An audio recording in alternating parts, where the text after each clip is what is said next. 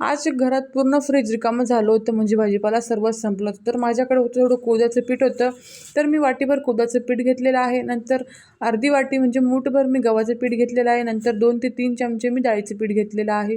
चवीनुसार मीठ टाकून, पाणी टाकून मी वरून तेल टाकून चांगलं मळून घेतलेलं आहे. 10 ते 15 मिनटं रेस्ट करायला ठेवलं आहे.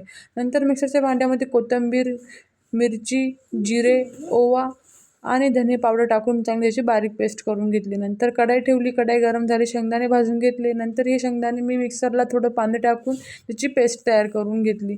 त्याच कढईमध्ये मी तेल टाकलं. तेल टाकल्यानंतर आपण वाटून घेतलेला मिरचीची मसाला टाकला. ती भाजून तेलामध्ये चांगलं भाजून घ्यायचे. नंतर वरून पाणी टाकायचे. नंतर शेंगदाण्याची पेस्ट घालून घ्यायची आहे. नंतर पिठाचे मुठकडे बोटाप्रमाणे बारीक असे हाताने करून घ्यायचे आहे. नंतर रस्सा उकळला की त्याच्यामध्ये मुठकडे टाकून 10 ते 15 मिनटं मीडियम गॅसवरती त्याला शिजू द्यायचे आहे. आणि गरमागरम कांदा, भाकर